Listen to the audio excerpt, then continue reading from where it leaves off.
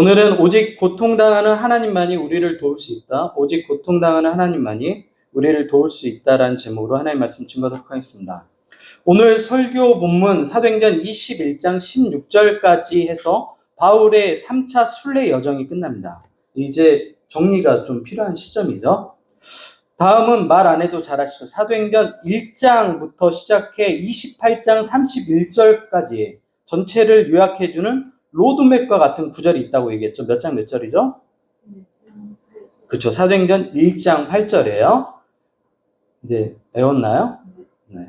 오직 성령이 너희에게 임하시면 너희가 권능을 받고 예루살렘과 온 유대와 사마리아와 땅끝까지 이르러 내 증인이 되리라. 네.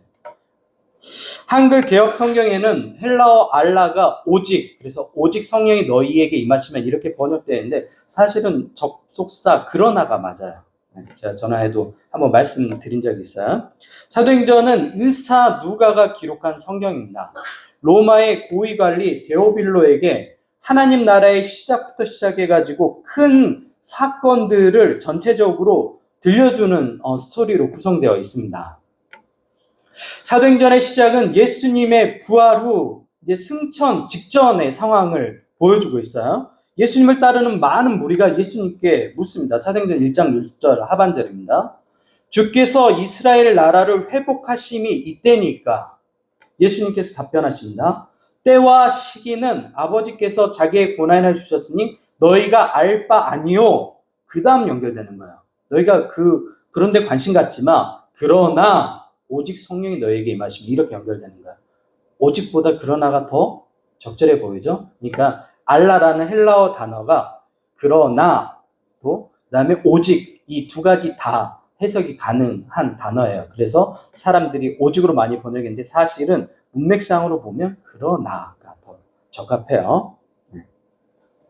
이해되셨죠? 네.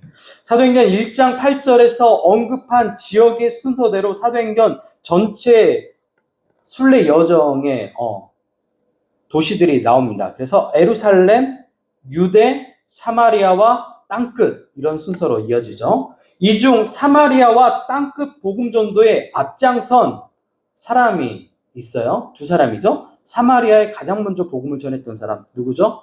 물론 예수님이고, 네. 그 다음에 누구죠? 우리가 살펴봤죠? 빌립 집사님.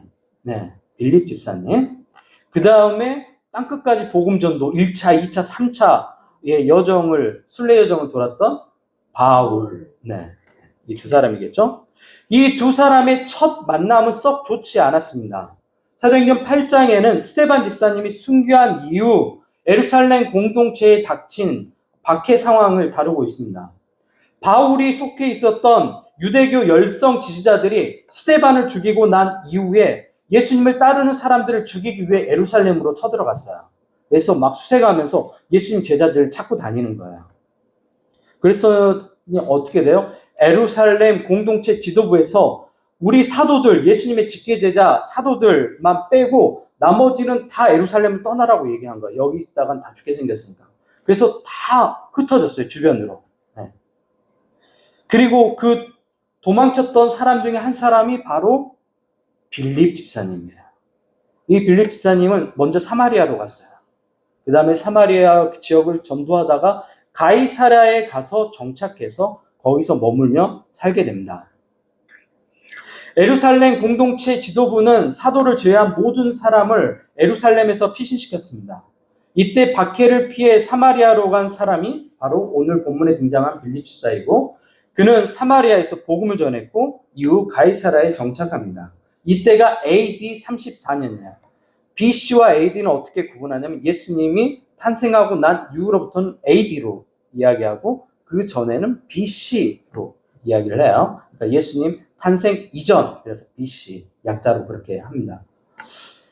이후 바울은 다메섹으로 가던 도중에 빛으로 오신 예수님을 만나고 회심하게 됩니다. 처음에는 예수님을 핍박했던 사람이었는데 다메섹으로 가다가 빛으로 오신 예수님을 만나요. 그리고 회심하게 되고 자신의 과거를 참여하고 이방인의 선교사로 살기로 서원합니다. 그리고 시간이 그때로부터 23년이 지난 후가 오늘 본문의 상황인 거예요. 네, 23년이 지났어요. 그러면 AD 34년에서 AD 57년이 된 겁니다. 초가을, 지금 우리처럼 이런 가을이었어요. 바울의 복음 순례단은 고스, 로도, 바다랴, 베니게, 두로, 줄레마이를 거쳐 가이사랴에 도착합니다. 바울의 3차 순례 여정 끝자락에서 전도자 빌립을 만난 거예요. 가이사랴에서. 감회가 어땠을까요? 처음에는 적대적인 사람이었잖아요. 예수님을 핍박하는 바울, 예수님을 전하는 빌립, 그리고 그 바울을 도망쳐서 사마리아 그리고 가이사랴에 있는데 근데 이 두 사람이 만난 거예요. 어땠겠어요? 감회가 새로웠겠죠. 우리는 하나님의 일하시는 방식을 예측할 수 없습니다. 하나님은 우리가 생각하지도 못하던 창의적인 방법으로 하나님 나라를 세워갑니다. 한 인간이 가진 고통과 절망이라는 상황을 통해서 일하시기도 하고 때로는 가장 대척점에 있었던 인물을 통해 복음의 전파자로 만들기도 합니다. 그 사람이 누구냐면 바로 오늘 본문에 등장하는 바울이에요. 가장 대척점에 있었던 사람이에요. 또 예를 들자면 한국 사람이 가장 좋아하는 찬송가가 305장이에요. 이 찬송은 존 뉴턴이 회심 고백을 가사로 쓴 것입니다. 이 존 뉴턴은 모태 신앙으로 자랐지만 어머니가 물려준 신앙을 계승하지 않았어요. 남자들 대부분 그렇죠. 엄마가 교회 가라고 하면 안 가. 그러고 자기 마음대로 하잖아요. 여자애들은 또 달라요. 엄마가 하는 대로 카피하는 그 본능이 있는 것 같아요. 그래서 절반은 따라가는 것 같아요. 엄마가 하는 신앙의 절반은. 근데 남자애들은 엄마가 하지 말라는 거는 다 해요. 왜 그런지 몰라요. 이제 엄마가 하지 말라는 것만 찾아갖고 하죠. 존 뉴턴은 노예선 선장이 되었고 하나님의 형상을 지닌 아프리카 사람들을 노예로 팔았습니다. 전에도 말씀드렸지만 영국과 미국이 노예 무역을 통해 막대한 경제 이익을 창출했던 그러한 시대예요. 요즘으로 얘기하면 AI 같은 사업이었던 거예요. 그러던 어느 날 뉴턴이 탄 배가 폭풍우를 만나게 됩니다. 자초될 위기에 처합니다. 사람들은 평범한 일상 속에서는 절대로 삶을 돌이키지 않아요. 극적인 상황이 있어야 돼요. 탕자와 같은 경험이 있어야지만 삶을 돌이키는 것 같아요. 평범할 때 돌이키면 너무 좋죠. 바다에 사는 사람들은 잘 압니다. 폭풍우가 얼마나 무서운지. 저도 바다 사람이잖아요. 평소에는 바다가 그렇게 아름답다가도 폭풍우가 칠 때는 굉장히 무서워요. 그래서 바다를 아는 사람은 바다를 조심해요. 누가 바다에 빠져서 죽냐면 바다를 잘 모르는 사람들이에요. 존 뉴턴은 거센 폭풍우 위협 앞에서 절망했고 마침내 하나님을 찾기 시작했습니다. 하나님은 죽음의 문턱 앞에 존 뉴턴을 구원하셨습니다. 이후 뉴턴은 새로운 삶을 살기로 작정했고 그 후에 목회자가 됩니다. 그는 과거에 자신이 저질렀던 하나님의 형상을 지닌 아프리카 사람들을 노예로 팔았던 자신의 끔찍한 과거를 고백하며 작사했던 게 바로 나 같은 죄인 살리신이에요. 일부를 낭독해 드리겠습니다. 나 같은 죄인 살리신 주 은혜 놀라워 잃었던 생명 찾았고 광명을 얻었네. 큰 죄악에서 건지신 주 은혜 놀라워 나 처음 믿은 그 시간 귀하고 귀하다. 이처럼 우리는 하나님이 일하시는 창조적인 방식에 대해서 다 알 수 없습니다. 전도자 빌립은 믿음의 가정을 세웠습니다. 그에게 4명의 딸들이 있었는데 아버지를 도와서 그 가이사랴에 개척한 그 교회를 이 4딸들이 너무도 열심히 잘 섬겼어요. 교회 전승사에는 여성들이 잘 기록 안 됐어요. 이제 죄송하게도 남성 중심의 역사 기록들이 많았기 때문에 여성들을 잘 기록을 안 해줬어요. 사실은 초대교회는 거의 다 여성들이 세워갔거든요. 근데 여성들 이름이 조금씩 나와요. 근데 빌립의 4딸의 이름이 나와요. 초대교회 리더도. 그러면 얼마나 잘 성장한 딸들인지 알겠죠. 그리고 오늘 본문에 뭐라고 얘기하면 처녀인데 우리로 얘기하면 여자 청년인데 예언하는 사람이래요. 예언하는 사람들의 특징이 있어요. 하나님과 가까워야 돼요. 아니 가까워야지 들을 거 아니에요. 멀면 못 듣잖아요. 그만큼 하나님과 거리가 가까웠었던 거예요. 가까우려면 순결한 삶을 살아야 됩니다. 빌립의 딸들이 이렇게 잘 컸던 거예요. 바울은 빌립의 집에서 일주일간 머물렀습니다. 바울은 빌립 집사의 가정과 많은 신앙적 은혜를 나눴습니다. 그때 유대에서 내려온 아가보라는 선지자가 있었어요. 근데 이 아가보라는 선지자가 행위 예언을 하기 시작합니다. 행위 예언이란 앞으로 일어날 일을 몸으로 표현하는 거예요. 우리로 얘기하면 여러분 앞에서 김용호 사모님이 몸으로 워십하는 것 같은 거예요. 앞으로 이런 일이 일어날 거라고 메시지를 전하는 거예요. 아가보는 당시에 허리띠는 뭐로 쓰냐면 천이 된 허리띠를 썼어요. 천으로 된 허리띠. 우리처럼 가죽 허리띠가 아니에요. 그래서 천으로 해서 이렇게 둘러가지고 묶었단 말이에요. 근데 바울의 이 허리띠를 가져다가 자기 손발을 묶기 시작한 거예요. 그리고 예언의 메시지를 전해요. 유대인들이 이 띠의 주인을 결박해 로마로 넘겨줄 것이라고 얘기해요. 이 띠의 주인은 바울이었어요. 앞으로 바울에게 일어날 일을 예언한 것입니다. 바울과 함께한 복음 순례단은 한마음이 되어 바울의 마음을 바꾸도록 설득합니다. 어떤 제자들은 울며 바울에게 예루살렘에 절대 가면 안 된다고 얘기해요. 가지 마시라고. 선생님 가면 안 된다고. 큰일 난다고. 그들의 만류가 얼마나 심했는지 바울이 마음이 상할 정도였대요. 그만큼 바울을 아꼈다는 거겠죠. 이제 여러분에게 물어볼게요. 여러분, 바울은 예루살렘에 가야 합니까? 가지 말아야 합니까? 예루살렘 가면 죽을 수 있는데 가야 합니까? 남의 일이라고 너무 쉽게 얘기하나요? 네. 박해를 피해 다른 곳으로 가도 되잖아요.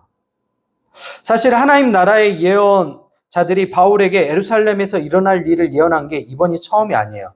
두로라는 당시에 굉장히 오래된 항구가 있었는데 그 항구에 있었을 때 제자들이 와서 또 성령이 바울에게 예언하신 메시지를 그대로 전했어요. 예루살렘에 올라가면 고난을 당할 거라고. 여러분이 이 질문에 대한 이미 다 가는 걸로 결정이 된 것 같은데, 안 가야 되나요? 다음 들려드릴 이야기가 여러분 판단하는 데 도움이 될 것 같아요. 2007년 7월 13일 분당 샘물교회가 무슬림 지역 아프가니스탄으로 단기 선교를 떠났습니다. 그 지역은 대한민국 정부도 위험 지역으로 선포했어요. 그래서 정말 어쩔 수 없는 상황 아니면 절대 가지 마라고 이야기한 거예요. 지금의 우리 캄보디아처럼 그런 상황이었어요. 아프가니스탄이 당시에. 하지만 샘물교회 선교팀은 상황을 고려하지 않았고 일정대로 밀어붙였어요. 그 과정에서 선교팀이 탈레반에게 피랍되었습니다. 협상 과정 중 CCC 출신의 배영규 목사님이 순교한 일이 발생했어요. 제가 왜 CCC 출신인 줄 알았냐면 저하고 그때 교회를 같이 섬겼던 집사님 후배였더라고요. 그래가지고 울면서 얘기한 걸 들었어요. 되게 겁이 많은 그런 목사님이셨다고 하더라고요. CCC 후배일 때. 그래가지고 제가 그 기억이 생생해요. 이 사건 이후 중동 지역의 선교본부는 선교사들에게 절대 외부로 나가지 말라고 당부했습니다. 외출은 금지되었고 최소한의 생계를 유지할 수 있는 방식으로 생활을 제한하라고 통보했습니다. 많은 선교사들이 죽음의 위협 앞에서 떨어야만 했습니다. 선교본부에서는 이런 선교사들을 위로하는 자리를 만들었어요. 이제 선교 나갔는데 생각이 없어요. 선교도 못하고 죽음의 위협 앞에 있고 선교사들은 다 위축되고 어떻겠어요? 그 분위기가 초토화됐겠죠. 그래서 그 선교사들을 다 불러 모았어요. 선교본부에서는 강사로 당시에 존 스투어트 목사님을 초빙했어요. 우리 교회도 존 스투어트 목사님 책이 꽤 많아요. 아마 제가 생각했을 때는 영미권에서 가장 많은 영향력을 끼친 한 사람 목회자를 꼽으라고 하면 존 스투어트 목사님일 거예요. 아마 이 일을 제기하는 분들이 크게 없을 겁니다. 그만큼 훌륭하신 목사님이에요. 이분이 이제 돌아가셨을 때 제가 너무 슬퍼가지고 하루 종일 우울하게 보냈어요. 이분의 책을 더 이상 읽을 수 없구나. 뭔가 굉장히 소중한 걸 상실한 느낌이었어요. 그만큼 저도 좋아했던 목회자입니다. 많은 선교사님들이 어떤 것들을 기대했냐면 유명한 목사님이 오셨고 또 세계적으로 유명한 목사님이 오셔서 우리를 위로할 거라고 생각했어요. 그래서 우리에게 따뜻한 말들을 건네고 우리에게 힘내라고 하시겠지 이런 것들하고 존스 목사님을 바라봤는데 존스 목사님이 첫 마디가 선교사님들에게 이야기하는 거예요. 여러분의 헌신이 어디 있냐고 물어요. 여러분의 헌신이 어디 있습니까? 선교사들이 뭔가 큰 죄를 저지른 거 아니잖아요. 근데 오자마자 여러분 힘들죠? 라고 얘기했어야 되는데 여러분의 헌신이 어딨냐고 물은 거예요. 선교사는 어떻게 나가냐면 위험 지역의 선교사들은 실제로 다 서약서를 써야 돼요. 반드시. 제가 선교하다가 죽은 것도 다 인지하고 이 선교를 시작합니다라고. 네. 유서도 남겨요, 실제로. 네. 그러면 선교사로 나왔다는 거는 어떤 각오로 나온 거야? 내가 순교하겠다는 각오로 그 지역에 간 거예요. 위험 지역인 걸 몰랐을까요? 아니에요. 위험적인 거 다 얘기해줘요. 선교센터에서. 그래도 갈 거냐고 물어요. 복음의 열정을 가지고 갔잖아요. 근데 두려워 벌벌 떨고 있는 거예요. 모든 선교사들이. 하나님의 이 복음을 가지고 갔는데 벌벌 떨고 있는 거예요. 존스스 목사님이 그걸 보니까 너무 속상한 거예요. 그래서 얘기한 거예요. 여러분이 가진 헌신이 어디 있습니까 도대체? 여러분 선교사로서 순교하겠다고 약속하고 이 자리에 온 거 아니에요? 근데 왜 이렇게 벌벌 떨고 있어요? 죽음 앞에서 왜 이렇게 초라한 모습을 하고 있어요? 그러면 우리가 구원의 복음을 전하는 자처럼 보여요? 오히려 당당해야죠. 바울은 예루살렘에 당당히 올라가 버린 거예요. 그러면 우리가 왜 이런 바울이 올라가면 안 된다는 그런 생각을 가진 분들도 있죠. 왜 그럴까요? 고통에 대해서 우리가 부정적으로 생각하기 때문이에요. 고통은 우리에게 아무런 도움이 되지 않는다고 생각해요. 그리고 한국 사회에서는 특별히 한국 교회는 고통이 실패로 인식해버려요. 여러분 그러지 않습니다. 십자가가 승리의 십자가인 이유는 십자가의 그 고난을 통과했기 때문에 승리인 거예요. 고통 없이 어떻게 승리가 있어요. 근데 많은 한국의 교회들은 승리자의 입장으로서 십자가를 해석하려고 해요. 아니에요. 십자가는 처절하게 패배했던 자리예요. 예수님이 온전히 다 패배했던 자리라고요. 그 패배의 끝이 죽음이었잖아요. 근데 그 죽음은 누굴 위한 죽음이었어요? 우리 모두를 위한 죽음이었단 말이에요.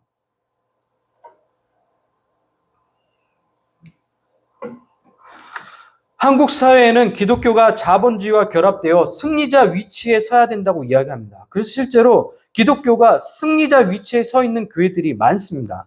여러분 생각해 보세요. 성공한 사람들을 불러다가 간증하잖아요. 근데 그 간증 안에 예수님을 따르는 삶을 살아서 제가 지금 이런 어려움을 겪고 있어요라는 사람을 세운 적 봤나요? 없죠. 대부분 사회에서 성공한 사람들을 뽑아요. 제가 소양이라는 가수를 되게 좋아했어요. CCM 가수. 저 실제로 직접 라이브도 여러 번 들었고, 그러니까 소양이 유명하지 않을 때 교회 행사에 굉장히 많이 왔어요. 예전에. 그때 올 때마다 그 찬양 부를 때마다 너무 파워풀한 거야. 그리고 그 메시지가 너무 강렬한 거예요. 한편에 설교보다 더 강렬할 때도 많았어요.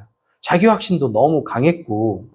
그래서 참 좋은 CCM 사역자다 생각했는데 어느 날 대중가수로 변모했더라고요. 그리고 너무 많은 인기를 누렸더라고요. 그래서 제가 몇 년 전이에요. 아내한테 그랬어요. 소양 위험한데 그래서 걱정된다고 그랬어요, 제가. 네. 근데 소양이 그런 상황들이 점점 벌어지고 있어요. 더 걱정이에요. 그래서 나 요즘 소양을 위해서 기도해야 되겠다 그런 생각을 많이 하는데 돈 문제부터 시작해가지고 뭐 100억대의 자산을 가지고 있다는 얘기도 있어요. 네.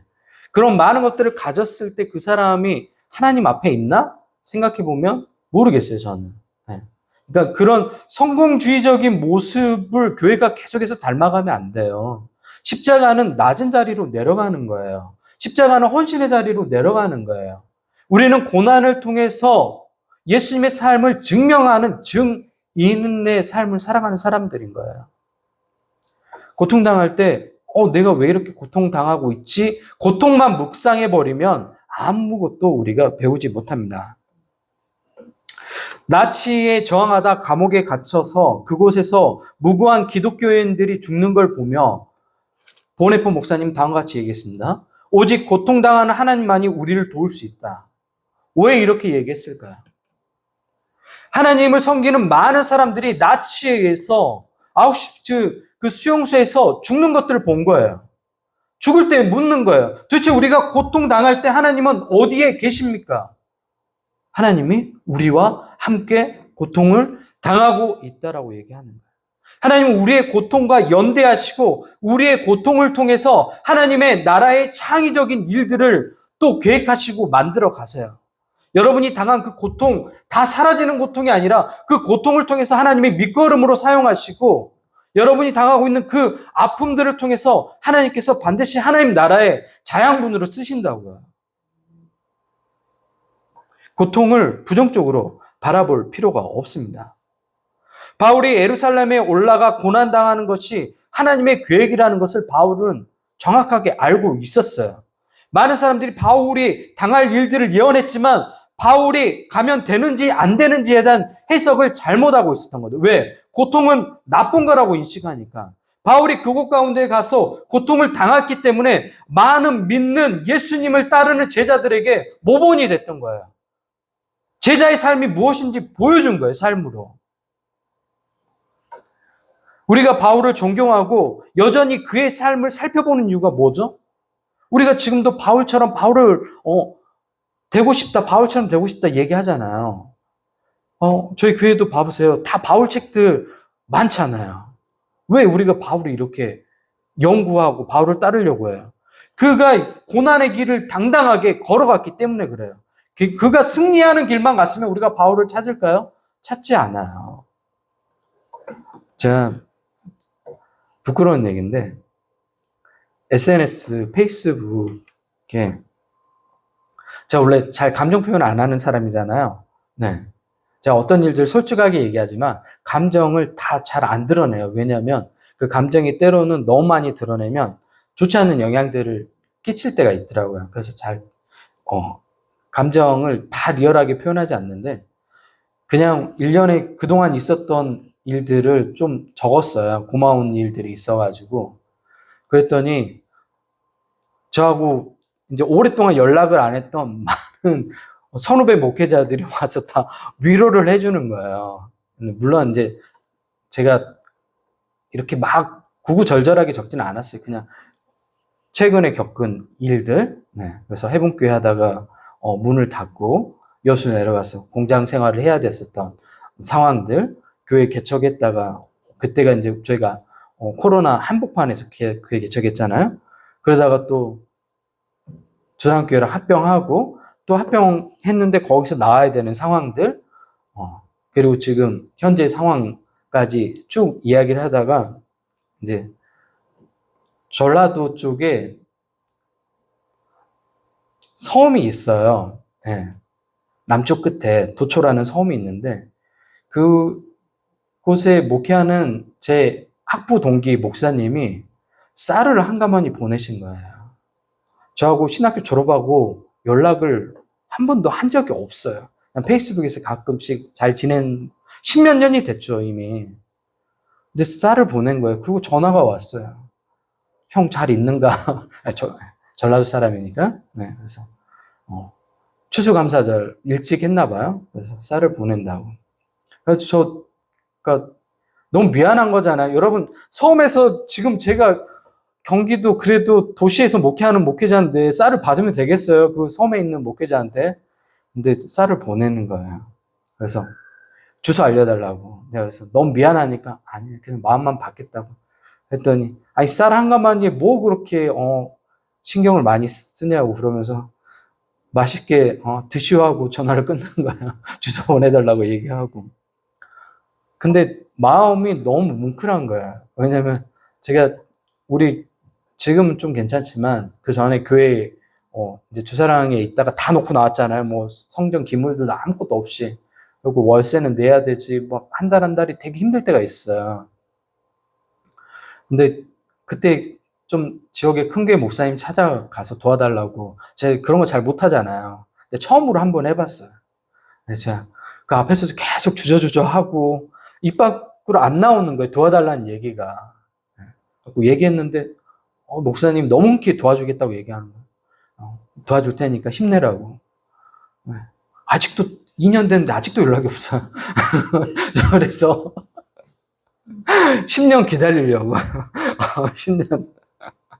아니, 그래서 갔다 오고 나서 마음이 또 노예 때 보잖아요. 볼 때마다 괜히 좀 마음이 제가 위축되는 거야. 도움을 요청했던 사람이기 때문에. 볼 때마다. 그 젊은 애들 말 표현대로 마음이 좀 긁혔어요. 그래가지고 괜히 보면 피하게 되고, 도움은 그냥 요청한 것 뿐인데, 안 도와준 것 때문에 괜히 내 마음이 그래서. 그런데 이 도초에서 온 쌀 한 가마니 때문에 내 마음이 회복됐어요.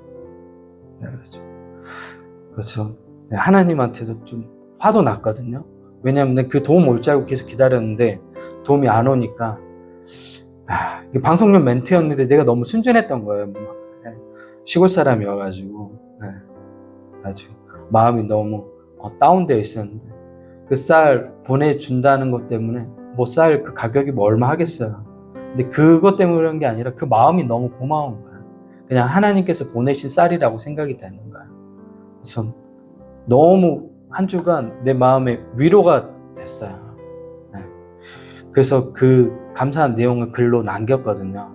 그랬더니 많은 사람들, 연락이 끊겼던 많은 사람들이 와서 위로를 해주더라고요. 또 그 댓글 보면서 또 위로가 되더라고요. 어려운 그 시간들을 가는 거에 대해서 너무 자괴감을 느낄 필요도 없고, 그리고 그게 부정적으로 생각할 필요도 없어요. 고통을 통해서 하나님께서 일하시는 일들이 있어요.